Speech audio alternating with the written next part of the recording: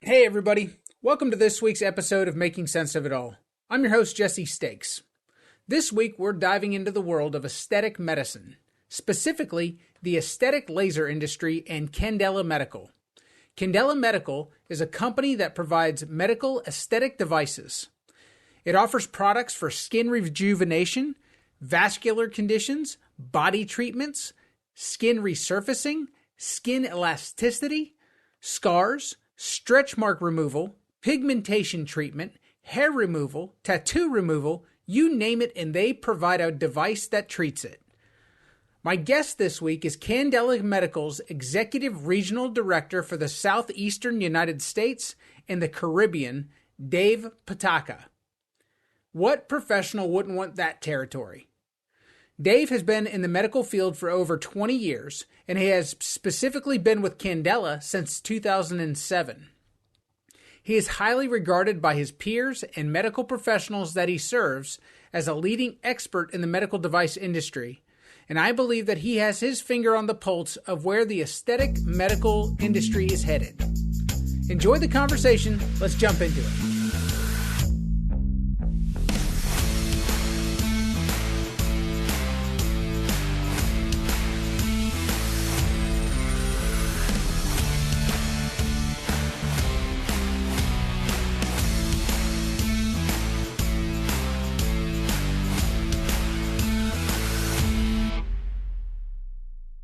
Today, my guest is Dave Pataca. He's the Executive Regional Director for Candela Medical. Dave, thank you so much for joining me. Happy to be here, Jesse. Thank you. Tell my audience what Candela Medical does. So Candela Medical is a global manufacturer of energy-based medical, aesthetic, and surgical technologies, and they helped pioneer the industry from 1970 to where we are now. So I think some people are going to understand what you just said, and then other people are it's going to go right over their head. So for the layman that's watching the show, what does that mean to them?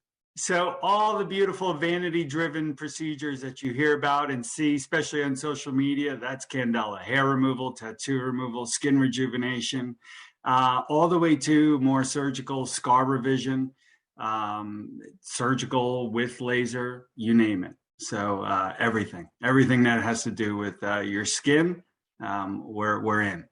Very cool. So I want to dive into it, and I want to talk about kind of everything that entails, but I feel like I'd be remiss if I didn't talk about you and your background first. How did you get into this industry? By accident. Like most people. Yeah, correct. I had spent nearly 8 years in pharmaceutical sales with a huge company called Takeda. Loved every moment of it. Amazing training. And then the industry was changing, generics, all the medications coming in from Canada in the early 2000s. And which impacted commissions and earning potential. So it's always good to put out your feelers and interview to keep everything moving and see what options are out there. And one of the interviews I had was with a gentleman named Mark Lozano. We hit it off. He was telling me about this industry, and I said, if I'm going to make a jump, I better do it now. I was in my mid 30s, and I haven't looked back since. Very cool. Have you always been passionate about being in the medical business, or is that what you wanted to do since you were in college, or is that something that, you said you were in the pharmaceuticals first, so I just didn't know if that was your choice from the beginning. No, I went to FAU here in Boca Raton. I came down from Jersey. My degree's in marketing, but while I was at Takeda, I actually was leaning more and more towards getting into the psychology field. I had gotten my master's in behavioral science with thankfully to Takeda. And then, this, like many great things that happen, it fell in your lap, but I knew I wanted something bigger, better, bolder. And I was open to whatever that would be. And this is a perfect vehicle for what I love to do, which is help and serve people. So let's talk about it. I mean, I appreciate you sharing that, but you guys really, at the heart of it, it's energy-based medicine, correct? Correct. And Jesse, what most people don't know about me is I'm a little bit of a hippie, And this industry, almost all the energy we use is what they call non-photomutagenic, which means it doesn't do bad things to your skin. In fact, it's very, very cathartic and helps in many ways just with little treatments. So it works out perfect. Well, and I think that somebody once told me that anything that you do as far as applying energy to the skin is going to do something, correct? Correct. Yep. Great memory, Jesse. So I think that's where, people get confused, or, it's just like anything else. If you don't understand it, people become afraid of things. And so when they hear energy, when they hear, people talk about laser hair removal, they talk about other treatments, they get afraid of pain.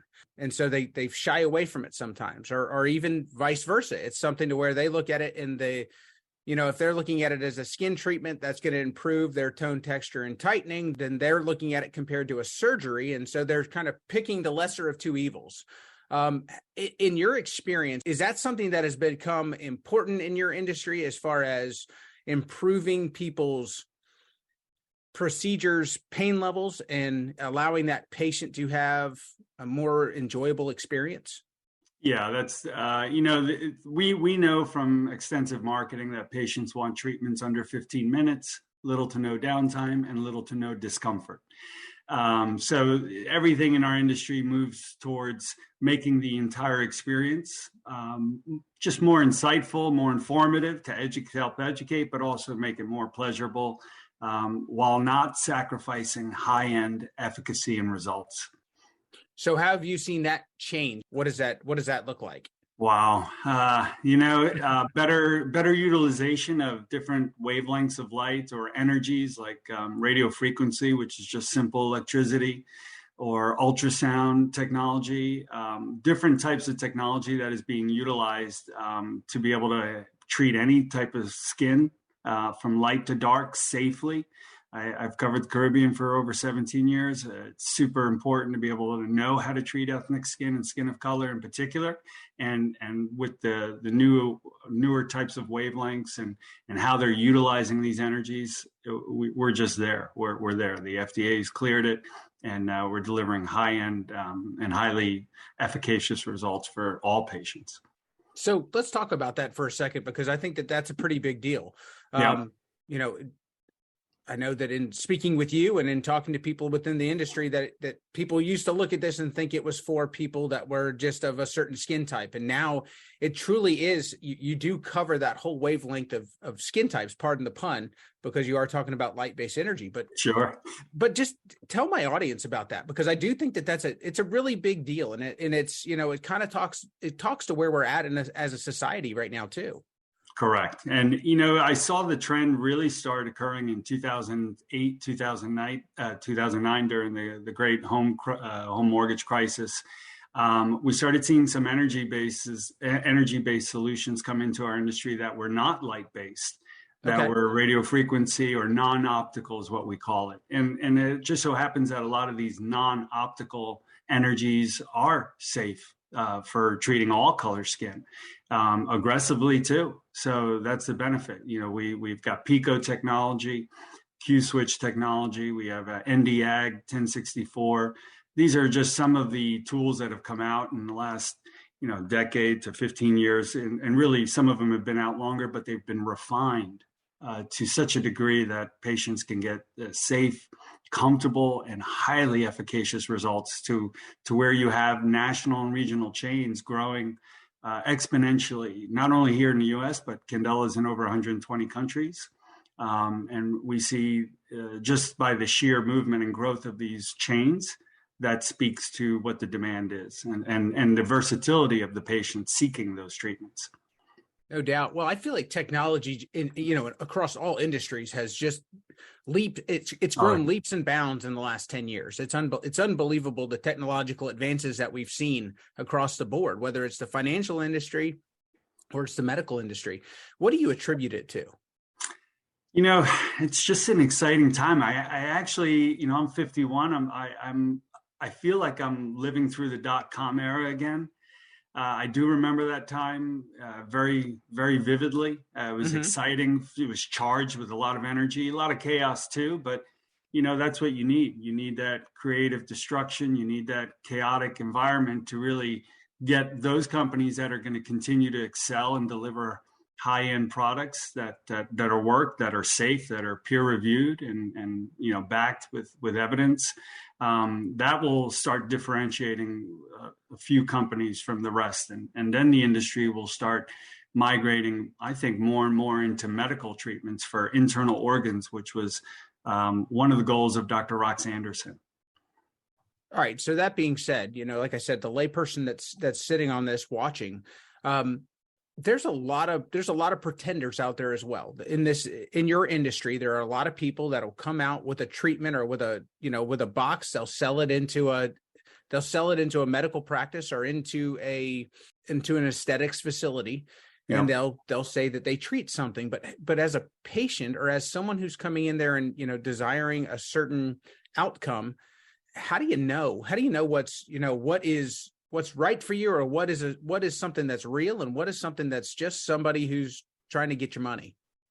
That's the big challenge at this moment in time. The first immediate answer is make sure you go to licensed professionals, make sure you know the laws of your state and who can do what and under what circumstances. If you're a customer or patient looking to get treated, you also want to do the amount of information available on the internet provides great resources so people can get treated and knowingly get treated with the right technology versus being sold something. And I think now with Groupon not being as prevalent, which is a good thing with marketing a lot of these FDA treatments, you're not getting as much of that type of market popping up.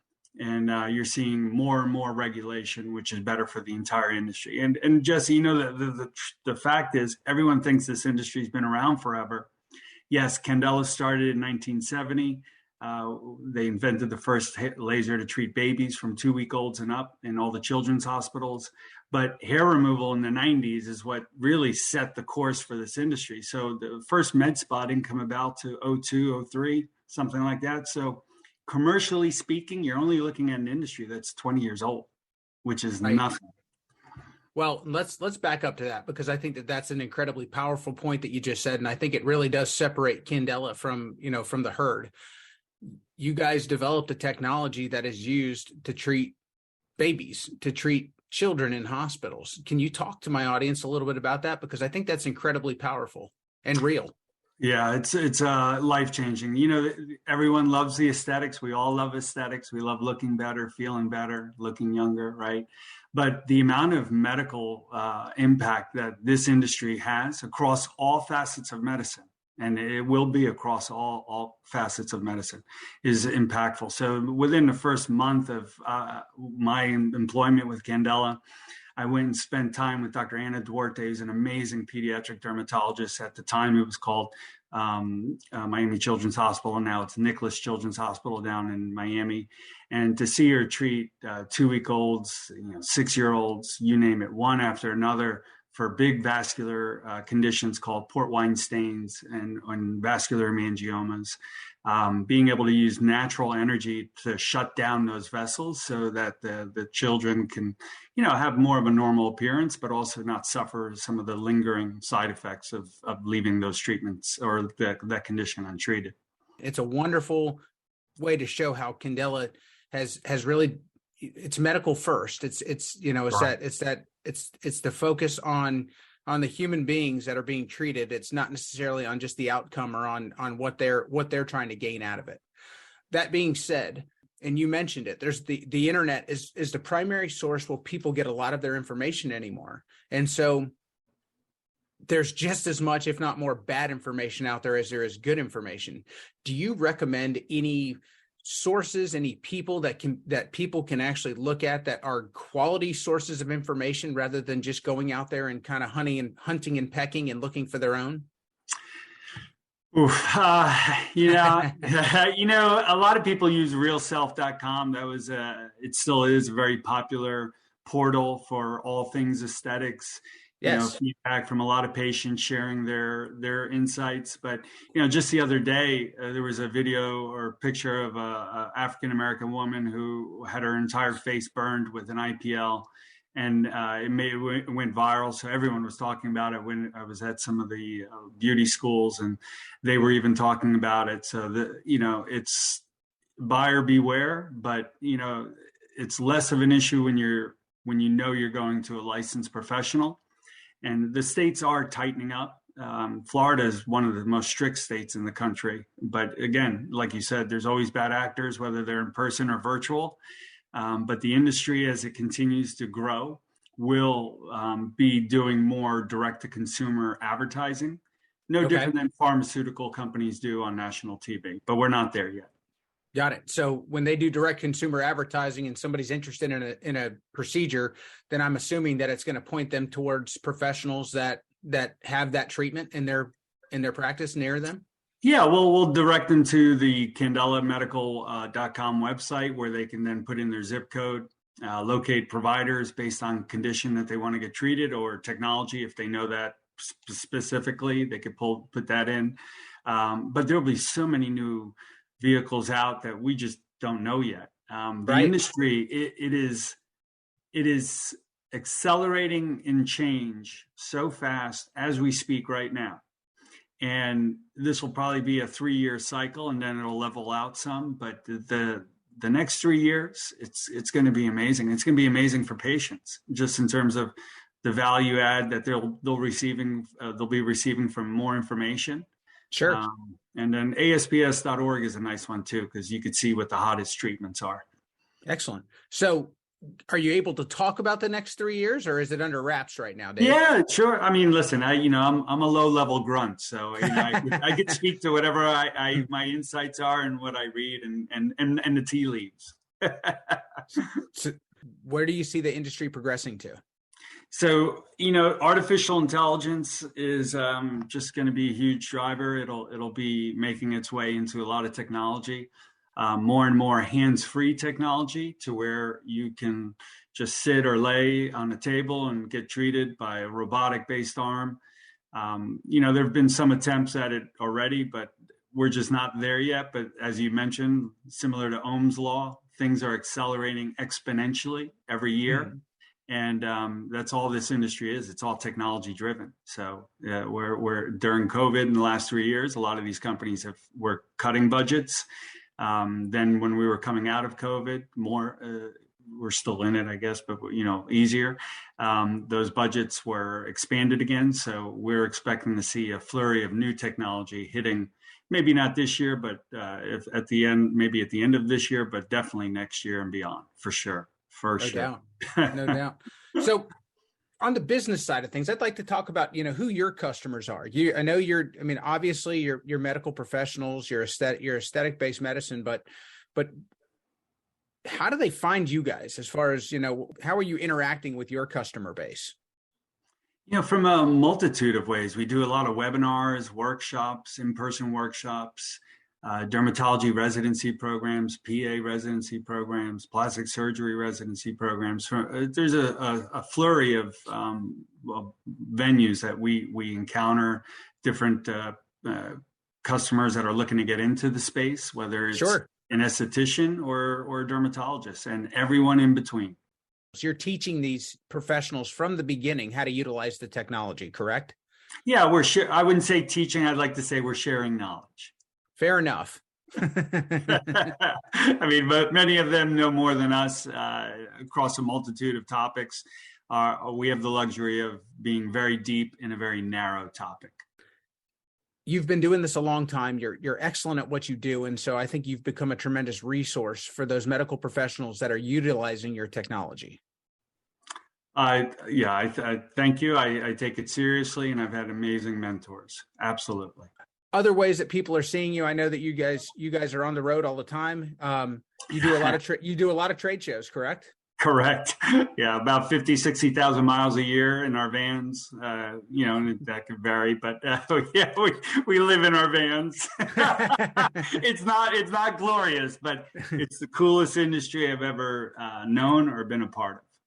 Well, and to that point, there are aesthetic conferences, plastic surgery conferences all the time, all over the country. And so if people are interested in learning more about the technology, if they haven't had the opportunity to see you guys, it's right around the corner. I mean, it's easy for them to get a hold of you guys and get Candela Medical out into their either coming to them or them coming to you guys. 100%. We're global, 120 countries. In Florida alone, we have about 6 different representatives. We all work together as a team. So, they can go to candelamedical.com and have a plethora of resources, including webinars and other informational factoids or infographics that might help the layman or that patient who's just starting their journey into energy-based treatments. Excellent. Dave, I want to thank you for joining me on the show today. I'd love the opportunity to bring you back and talk more specifically about things as they come up, or if you guys have new treatments or new technology that comes out, I'd love to have you on to talk about it. Jesse, it'd be my pleasure. The global medical laser market is projected to grow from $4.8 billion in the year 2022 to $14.23 billion by the year 2029. Take a minute to wrap your head around that exponential growth. As Dave mentioned, artificial intelligence is also going to become a significant factor when it comes to how treatments are done. I don't know how I feel about that. When you watch movies and you see a droid replacing Luke Skywalker's hand in Star Wars, yes, Empire Strikes Back, for anyone that thought they were going to get me on that one. I never thought that would happen in real life, but it's becoming more and more of a possibility that we might see it in our lifetime. I want to thank Dave for joining me. I really enjoyed the conversation, and I hope you enjoyed listening to it as much as I did having it. That's going to wrap us up for this week. We'll catch you guys next time.